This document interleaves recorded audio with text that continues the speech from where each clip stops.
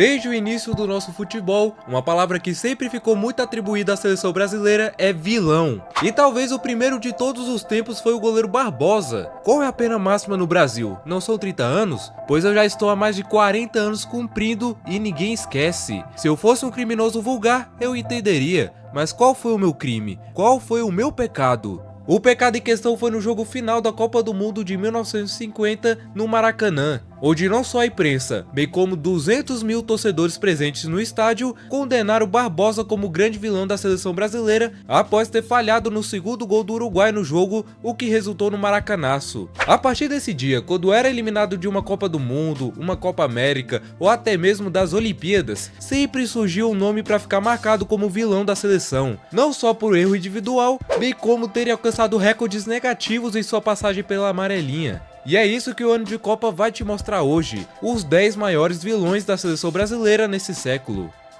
Em 10º lugar, Felipão. Luiz Felipe Scolari, apesar de um trabalho digno de rebaixamento pelo Palmeiras em 2012, ainda assim foi escolhido para salvar o desempenho da seleção brasileira na Copa de 2014, que seria aqui no Brasil. E a CBF resolveu montar o Dream Team na comissão técnica, com o Parreira se juntando ao time de Felipão. A partir daí surgiu uma arrogância enorme na seleção, principalmente depois daquele título de Copa das Confederações. Nas vésperas da Copa do Mundo, o Parreira já dizia que o Brasil estava com a mão na taça. Quando a gente consegue ganhar fora do campo, a gente bota uma mão na taça. Não era uma seleção que encantava, apesar das vitórias contra a Croácia e Camarões. E o Brasil por pouco não passou pelo maior vexame da sua história, quase sendo eliminado em casa para o Chile nas oitavas de finais, mas como vocês sabem, o buraco foi mais embaixo. Na coletiva após o 7-1, o Felipão assumiu toda a responsabilidade pelo que aconteceu. Mas a escolha a escolha da parte tática, a forma de jogar, e tudo, sou eu. Só que não podemos resumir o século do Big Felipe apenas em 2014, pois lá em 2001, após 2 treinadores fracos na seleção, o Felipão chegou como principal objetivo de classificar o Brasil para a Copa do Mundo, já que havia um certo temor de que isso não seria possível. Mas com ele deu tudo certo, Brasil classificado e com Ronaldo Fenômeno convocado para a Copa, mesmo após 2 lesões graves, e o Felipão ainda assim abraçou ele para ser o camisa 9 da seleção e o resto é história. Em 9º lugar, Roberto Carlos. Aquela seleção de 2006 no papel ela é fantástica, parece até mesmo melhor que a de 2002, e o Hexa era muito provável que viria naquela Copa. Mas aí chegou às quartas de finais contra um carrasco histórico, a França, e os franceses começaram a se impor no jogo, dando mais perigo à seleção brasileira em todo o primeiro tempo. Até que na segunda metade surgiu uma falta para o Zidane jogar para dentro da área. E nesse ângulo aqui, quando o Zizou já partiu para cobrar a falta, você pode ver que tem 5 jogadores franceses avançando para a pequena área, enquanto 4 brasileiros estavam simplesmente parados. E o que mais chamou a atenção tanto dos torcedores quanto da imprensa é o Roberto Carlos, que por algum motivo achou que era uma boa hora para ajeitar seu meião, enquanto tinha a função de marcar o Thierry Henry. E como vocês já sabem, o camisa 12 recebeu a bola perfeita e não havia nada que o Dida poderia fazer. A França abriu 1-0 no jogo e foi o suficiente para sua classificação.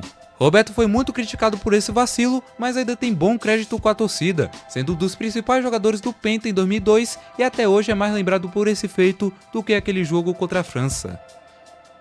Em 8º lugar, vem o Rafael. Nas Olimpíadas de 2012, o Brasil voltava à disputa pela medalha de ouro inédita, depois de quase 30 anos. E o adversário era o México, uma seleção que não se esperava que daria muito trabalho para os brasileiros. Ainda mais que a nossa seleção contava com nomes como Thiago Silva, Marcelo, Hulk, Lucas, Oscar e até mesmo Neymar estava em campo. O Brasil tinha tudo para levar a medalha de ouro dessa vez, era a melhor chance de nossa história até então, mas isso não durou nem 30 segundos.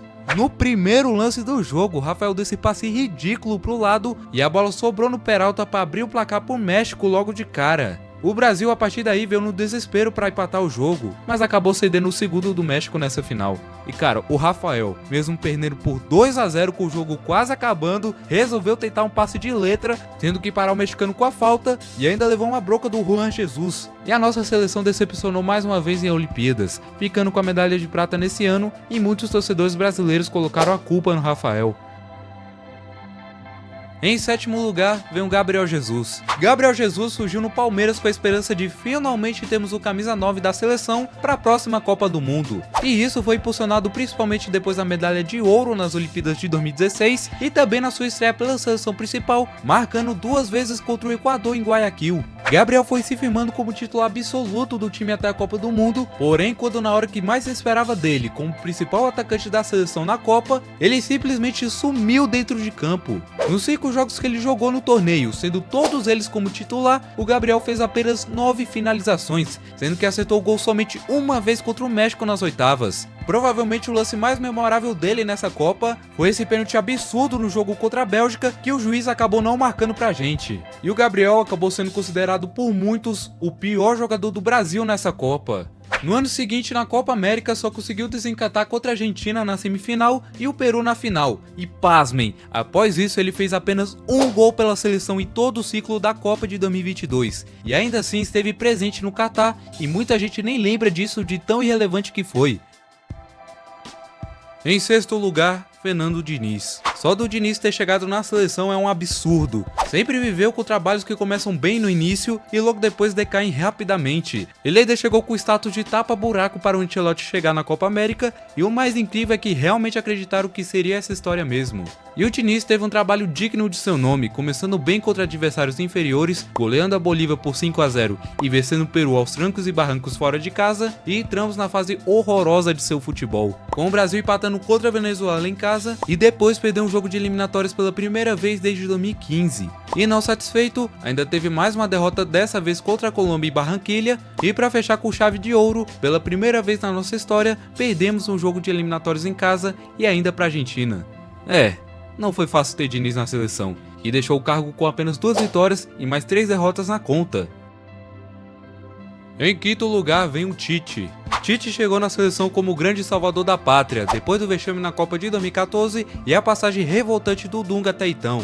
E de primeiro modo deu muito certo. O ciclo dele na Copa de 2018 iludiu todo mundo, com uma vitória fantástica para cima da Argentina e chegando até mesmo como a principal favorita para essa Copa. Mas na hora do vamos ver, a seleção sempre decaía. Em 2018, até os acréscimos do segundo tempo no jogo contra a Costa Rica, havia uma séria preocupação com a situação do Brasil no seu grupo, com uma possibilidade real da seleção não se classificar para o mata-mata. O jogo contra a Bélgica faltou um pouco de sorte, é verdade, e fomos eliminados nas quartas de finais. Na Copa América de 2019, o Brasil finalmente venceu um título depois de 6 anos, mas era algo tratado como obrigação, visto que a seleção brasileira tinha um elenco muito melhor do que as outras. Mas na Copa América de 2021 foi mais chata ainda. Já não tinha público no estádio, o Brasil também não encantava em campo, o SBT que transmitia isso aí, e ainda por cima cedemos o primeiro título da Argentina no nosso templo, o Maracanã. A partir daí começou a desconfiança no trabalho de Tite, que apesar de fazer belas exibições nas eliminatórias, a sua seleção não correspondia a isso dentro das grandes competições. E a gota d'água foi na Copa de 2022, onde o Brasil, novamente, teve dificuldade para vencer seus adversários na fase de grupos, dessa vez até mesmo perdendo para Camarões, novamente fez um jogo que iludiu todo mundo nas oitavas de finais,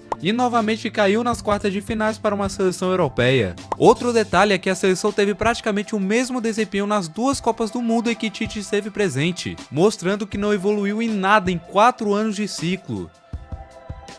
Em quarto lugar, Renan Lodge.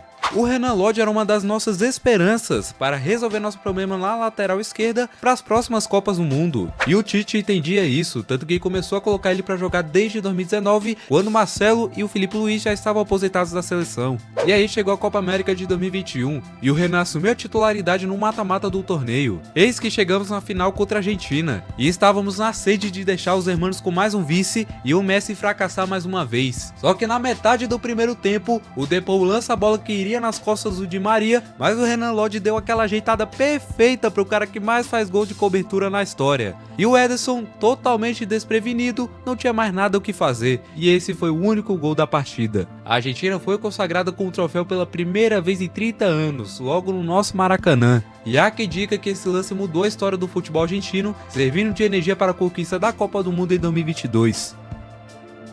Em terceiro lugar, Fred. O Fred é um caso complicado por aqui. A torcida já não gostava dele só pelo nome ser Fred, mas tinha um homem que o amava, que era o Tite. Foi convocado para a Copa de 2018, apesar de não ter jogado, mas na Copa América de 2021 ele estava entre os titulares e arrisco dizer que foi o pior jogador do Brasil nesse torneio. Mas o Tite não largava o osso. Na Copa do Mundo de 2022 ele estava presente e dessa vez com mais minutagem. E aí chegamos no jogo contra a Croácia, e a única coisa que o Tite deve ter dito para ele é simplesmente não dar brecha para os caras atacar. Afinal, nós estávamos vencendo por 1-0 na prorrogação com o gol do Neymar. Mas por algum motivo, faltando 4 minutos, o Fred, que tinha o único trabalho de segurar o jogo, resolveu se lançar pro ataque sozinho para disputar a bola. E aí vocês já sabem, isso originou o contra-ataque da seleção croata e o gol de empate. Ainda tem uma certa mágoa com o Marquinhos, que desviou a bola nesse gol, acabando com o Alisson nesse lance. E ainda ficou marcado com um pênalti na trave que selou a nossa eliminação. Mas o pessoal pegou muito no pé do Fred, porque não era para ele estar lá. E eu tô dizendo da convocação mesmo. Em segundo lugar, Fernandinho. Já vou adiantando que o buraco é mais embaixo do que aquele gol contra no jogo da Bélgica. Em 2014, vocês devem se lembrar que o Fernandinho estava presente no 7-1, porém foi um dos jogadores que mais contribuíram para a goleada dos alemães. No primeiro gol, numa jogada de escanteio, o Davi Luiz estava marcando o Miller e na hora da cobrança ele percebe que o alemão se movimenta para a segunda trave e ele tenta acompanhar. Só que ele se atrapalha justamente com o Fernandinho, que fica no meio dele, e o Miller conseguiu ficar sozinho dentro da área, só tendo trabalho para mandar a bola para a rede. No segundo gol, o Fernandinho erra a interceptação do passe e fica nessa preguiça aí só assistindo o Klose se tornar o maior artilheiro da história das Copas. No terceiro gol, ele mais uma vez deixou a bola passar, mas dá pra descontar já que talvez ele não esperava que o Miller ia furar a bola nesse lance. Mas aí, cara, quando o Kroos estava comemorando, ele percebeu que o Fernandinho ia entregar a paçoca mais uma vez. Ele até correu dessa vez, mas o estrago já estava feito. Dos 7 gols da Alemanha nesse jogo, dá pra colocar uns 3 na conta do pequeno Fernando. E aí vocês já sabem, em 2018 ele teve a missão de substituir o Casemiro nas quartas de finais contra a Bélgica. E com 13 minutos de jogo, ele e o Gabriel Jesus se atrapalham e o gol contra cai no nome dele. E nisso já acabou totalmente o psicológico do homem. No segundo gol ele vira a mãe do Lukaku, deixa o atacante passar tranquilamente e já não preciso dizer mais nada. Brasil eliminado com esse golaço do De Bruyne. E em primeiro lugar, Felipe Melo.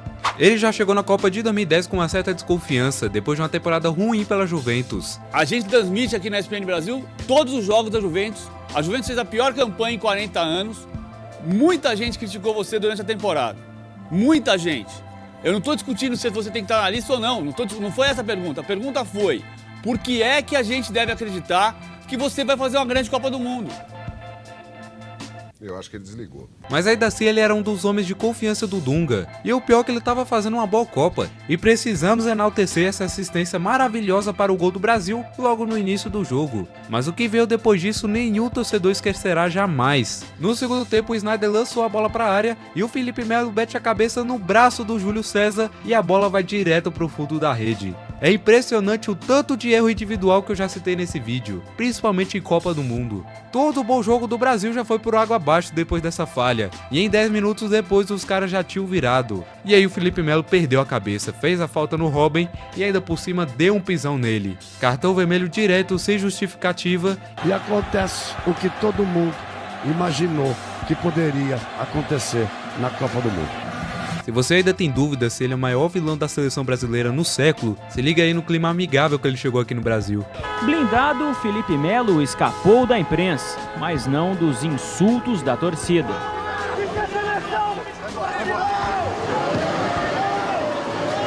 Mas convenhamos, faltou o Felipe Melo naquele contra-ataque do jogo da Croácia. E aí, vocês acham que faltou alguém nessa lista? Ou talvez alguma posição por aí esteja exagerada, ou quem sabe baixa demais? É isso que eu gostaria que você falasse aí nos comentários. Ficarei muito feliz em te responder e saber o que poderia ter acrescentado por aqui. Espero que você tenha gostado desse vídeo e eu te convido a acompanhar os próximos conteúdos do ano de Copa, pois ainda tem muito o que falar sobre a seleção nesse canal. Muito obrigado por assistir até aqui e até a próxima!